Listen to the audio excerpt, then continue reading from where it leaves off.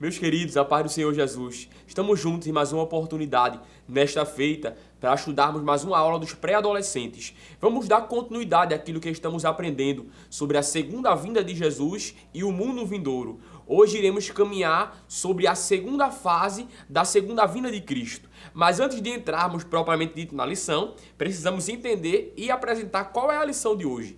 Hoje iremos estudar a lição de número 9 dos nossos pré-adolescentes, 11 a 12 anos. Estudaremos hoje sobre a volta gloriosa de Jesus.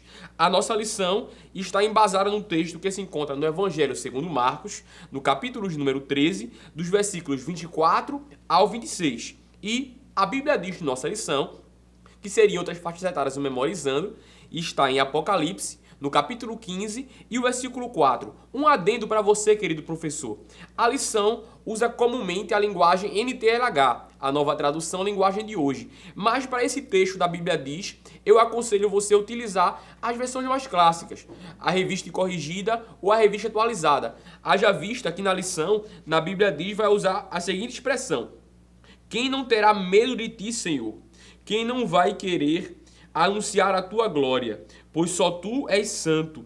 Todas as nações virão e te adorarão, porque as tuas obras justas são vistas por todos. Apocalipse, capítulo 15, versículo 4. Porém, essa expressão, quem não terá medo de ti, não é muito coerente e termina chocando com a nossa compreensão. Então, observando um pouco do grego, a tradução original, a gente vai encontrar que a palavra mais correta e coerente dentro desse contexto seria quem não temerá a ti, quem não terá temor por ti. Então, eu aconselho você a usar neste momento, pelo menos neste texto, a versão revista corrigida ou revista atualizada. No demais, pode usar a versão que a lição recomenda, sem nenhum problema ou dificuldade. A lição de hoje, ela tem 3 objetivos principais, que são eles: entender como será a manifestação de Jesus na sua vinda. Isso iremos explicar e abrir um pouco mais o leque mais adiante. Explicar o destino da trindade satânica: o anticristo, o falso profeta e o próprio diabo. O anticristo, o falso profeta e o inimigo. E por fim, descrever o que a volta gloriosa de Jesus significará para Israel. A nossa lição, ela inicia dando uma continuidade à aula que passou. Vale ressaltar então que é muito válido você começar fazendo uma revisão da aula anterior, que foi sobre a grande tribulação, foi sobre o domínio do mal, para que o aluno possa entender. Faça como se fosse uma linha do tempo dos fatos que acontecem após o arrebatamento da igreja. O arrebatamento da igreja, a igreja sobe para os céus, para as bodas do Cordeiro. Em consequência disso, a terra fica sob o domínio do mal e passa pelo período da grande tribulação, que tem duração de 7 anos, 3 anos e meio de falsa paz e 3 anos e meio que o inimigo mostra de fato quem é e agora vai expor toda a sua maldade, o seu domínio e a sua sede de poder, e por fim culminará no ataque a Israel, aos remanescentes que não se renderam ao seu domínio, não se prostraram diante dele nem receberam a sua marca. Consequentemente, na batalha do Armagedon, no fim dos 7 anos da grande tribulação, volta Jesus com a sua igreja, com seus anjos, como diz a palavra, as suas santas miríades, milhares e milhares de salvos, para derrotar o anticristo, derrotar a trindade satânica e implantar, por fim, o reino milenial do Senhor. Então, faça essa linha do tempo. Deixe bem claro na mente dos alunos a sequência dos fatos: o arrebatamento da igreja, as bodas do Cordeiro para os salvos, a grande tribulação para os que ficarem nesta terra e, por fim, a segunda fase da segunda vinda de Cristo, que é a sua vinda gloriosa. Nesta lição, há a oportunidade de elucidarmos muitas dúvidas e compreendermos algumas questões que são primordiais para a nossa fé. Como se dará a segunda vinda de Jesus? Ele vem num só momento e todo olho o verá e a igreja será arrebatada? Como será isso? Quando vamos estudar, vamos perceber que a segunda vinda de Jesus nada mais é do que quando ele virá para buscar a sua igreja. E isso se dará em 2 fases. A primeira vinda, ele veio como cordeiro, ele veio como servo, para trazer salvação, operar milagres, morrer e ressuscitar. Mas, como disse os anjos em Atos, no capítulo 1, o versículo 11, este mesmo Jesus, que foi assunto aos céus, ele virá novamente para buscar ao seu povo, para buscar a sua igreja. Então, entendemos que esta nomenclatura, este termo segunda vinda, nada mais é do que o segundo momento que Cristo vem. Não mais como cordeiro, mas agora como leão. Não mais como alguém para ser julgado, mas alguém para julgar. Não mais alguém para trazer e ser entregue como oferta de salvação, mas alguém para levar o seu povo para desfrutar das bênçãos da salvação. Compreendendo isso, podemos usar como recurso a declaração de fé de nossa Assembleia de Deus, muito clara, simples e objetiva, para que possamos entender bem esta questão da segunda vinda de Cristo. Eu gostaria de fazer uma citação, que é justamente nessa sessão, sobre a segunda vinda de Cristo, que esclarece bem todos esses objetivos e essa linha temporal. Olhe bem, cremos, professamos e ensinamos que a segunda vinda de Cristo é um evento a ser realizado em duas fases, como eu falei anteriormente. A primeira é o arrebatamento da igreja, antes da grande tribulação, e invisível e só contemplada por aqueles que foram salvos. A segunda fase é a sua vida em glória depois da grande tribulação, e visível aos olhos humanos. Aí tem algumas citações, como 1 Tessalonicenses, capítulo 4, versículo 17, Apocalipse, capítulo 1, versículo 7, e por fim, 1 Tessalonicenses, capítulo 3 e o versículo 13. Mais adiante nós vamos caminhar por essas citações. Compreendendo isso, precisamos deixar bem claro como se dará esses dois momentos, essas duas fases que compõem a segunda vinda de Cristo. A primeira fase, encontramos vários versículos, eu gostaria de mencionar alguns com vocês, como 1 Tessalonicenses, capítulo número 4, os versículos 16 e 17. Porque o mesmo Senhor descerá do céu com alarido, e com voz de arcanjo, e com a trombeta de Deus. E os que morrerem em Cristo ressuscitarão primeiro. Depois nós, os que ficarmos vivos, seremos arrebatados juntamente com ele nas nuvens, a encontrar com o Senhor nos ares. E assim estaremos para sempre com o Senhor. Outro texto se encontra em Mateus, no capítulo 24, os versículos 40 e 41, que nos diz: estarão dois no campo, um será levado e deixado outro. Estarão dois na moinha, um será levado e deixado outro, que nos mostra como se dará o arrebatamento da igreja. Outro texto muito marcante é o que encontramos em 1 Coríntios, no capítulo número 15 e o versículo 52. Eu também gostaria de mencionar com os irmãos. Paulo nos diz: num momento, no abrir e fechar de olhos, ao ressoar da última trombeta, a trombeta soará, os mortos ressuscitarão incorruptíveis e nós seremos transformados. Entendemos então que a primeira fase da segunda vinda de Cristo acontecerá e será contemplada basicamente somente pelos crentes, somente pelos salvos em Jesus. Todos os que se converteram, serviram ao Senhor, desde o Antigo Testamento até o último momento desta primeira fase da igreja, serão transformados. Primeiro, os que morreram na esperança de salvação, ressuscitarão para a glória. Depois de nós, os que estivermos vivos, seremos transformados. Como disse Paulo, usado por Deus, teremos um corpo incorruptível e seremos assim como o Senhor é. Por fim, este primeiro link, para seguirmos para a segunda fase da segunda vinda de Jesus, vale deixar bem claro, nesta primeira fase não haverá tanto alarde, todo mundo não irá contemplar, claro, sentirá a falta dos que desapareceram, dos que sumiram repentinamente. Estamos vivendo num tempo que fala-se muito de OVNIs e tantas coisas misteriosas.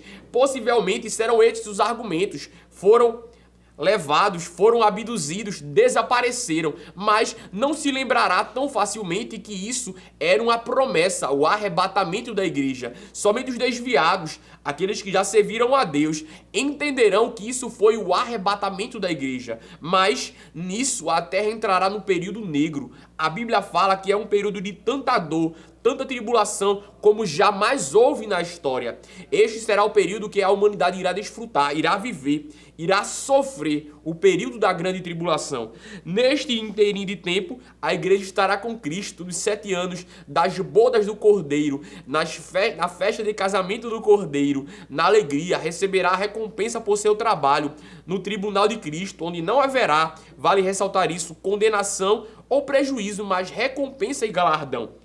A segunda fase encontramos nos textos que diz, como em Judas, no versículo 14, que nos mostra: quando a estes foi que também profetizou Enoque, o 7º depois de Adão, dizendo: eis que vejo o Senhor entre suas santas miríades. Ou até mesmo como Lucas, no capítulo 21 e o versículo 27, que fala sobre o sinal do Filho do Homem.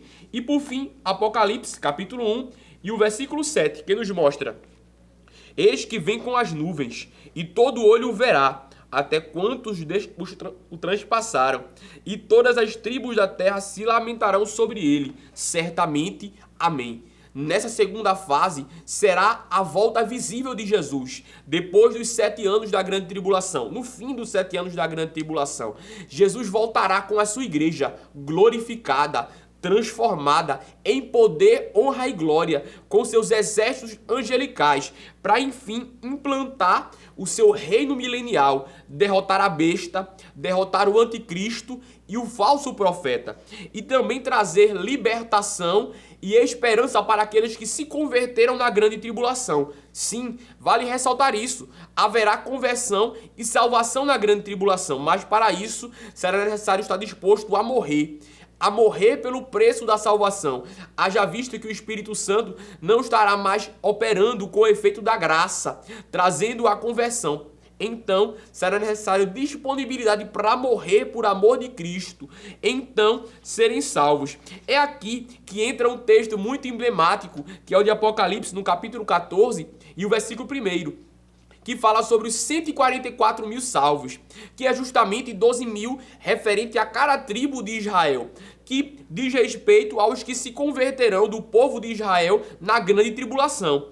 E então serão salvos por Cristo e entrarão no gozo do Senhor e também desfrutarão junto com a igreja do reinado, junto com Cristo e do julgamento das nações no período milenial. Mas isso iremos estudar mais adiante em nossa lição.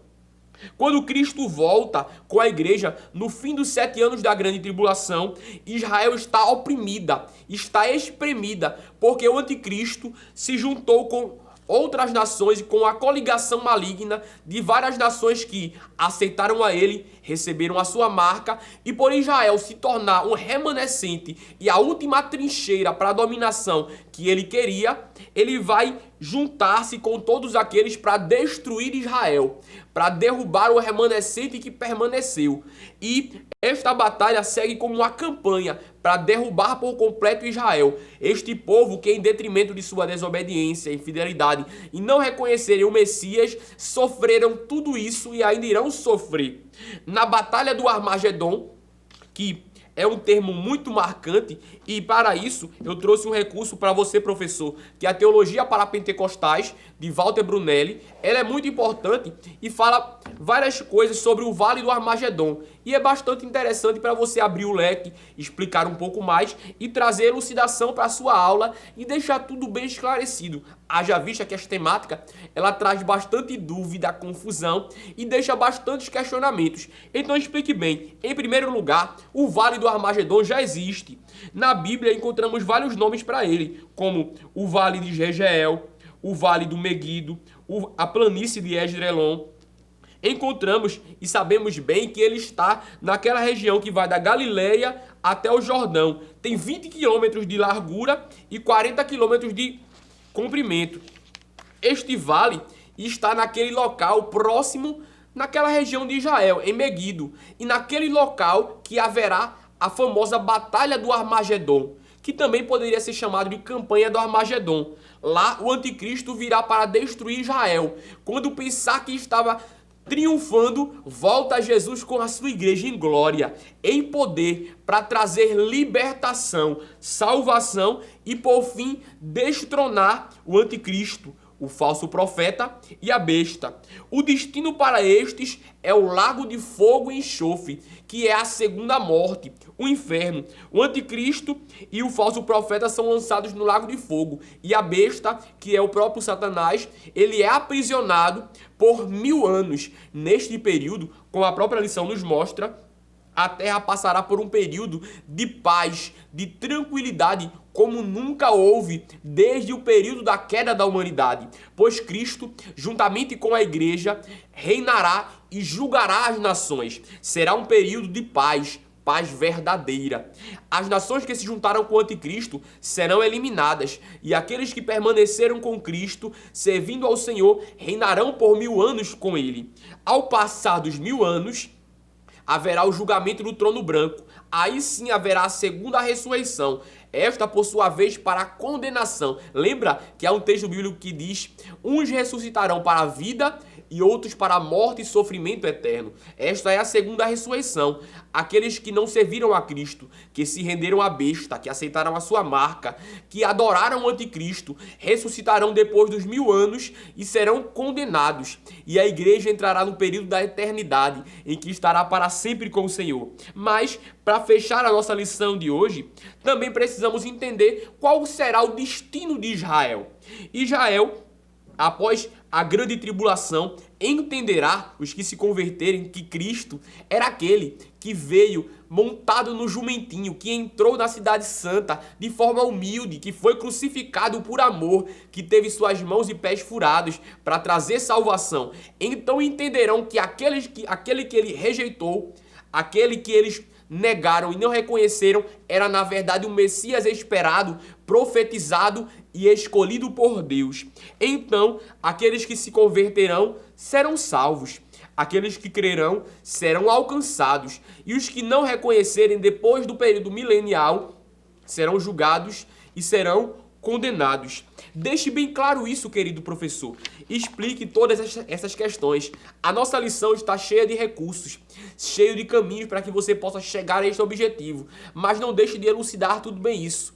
A vinda de Cristo é uma esperança, mas não somente isso, é uma certeza que nos faz caminhar e permanecer na lida cristã, porque sabemos que o sofrimento que a igreja passa hoje só dura um momento, o momento da trombeta soar e Cristo nos arrebatar. Então, não podemos jamais esquecer disso. Jesus Cristo vem primeiro para arrebatar a igreja e depois dos 7 anos da grande tribulação virá para trazer liberdade, paz verdadeira, destronar o anticristo e a sua coligação maligna e implantar o seu reino milenial. Ali haverá paz verdadeira, gozo e alegria e harmonia, não somente entre os homens, mas para toda a criação. Isso iremos estudar na próxima aula. Deus te abençoe. Lembre, se você gostar e achou essa aula produtiva e edificante, de curtir, compartilhar e comentar, para que assim possamos a cada dia melhorar e desenvolver para que possamos ser canal de bênção para a sua vida. Deus te abençoe, te conceda uma aula rica e cheia da graça dele, e que em tudo o nome do Senhor possa ser glorificado em tua vida. Muito obrigado e até a próxima aula. Que o conhecimento é capaz de mudar a vida de quem lê, a gente já sabe. E que livro você pode comprar em qualquer livraria. Mas nós transformamos 100% do nosso lucro em mudança de vidas, através da ação social, evangelismo e missões. Ao adquirir qualquer um de nossos produtos, seja presencial ou à distância, você está investindo em alguém. Na próxima vez que você for comprar livros ou artigos evangélicos, não vá em qualquer lugar. Vá na Livraria Arca Missionária. Uma nova história começa quando você compra aqui. Agora você pode fazer a sua contribuição através do Pix. Uma operação rápida, segura e sem custos. Abra o aplicativo do seu banco, clique na opção Pix e em seguida vá na opção Transferência. Depois é só digitar nossa chave Pix, que pode ser o nosso CNPJ 11 120 490 0001 86. Nosso e-mail contribua@eadalp.org.br ou nosso celular 81 98883-2755. Verifique se a contribuição é para a Igreja Evangélica Assembleia de Deus em Abreu Lima, Pernambuco. Confirme a transferência e depois siga o procedimento do seu banco. Anote nossas chaves Pix para não esquecer. CNPJ 11 120 490 0001 86. E-mail contribua@iadalp.org.br. Celular 8198883-2755. Você está contribuindo para o crescimento da obra de Deus.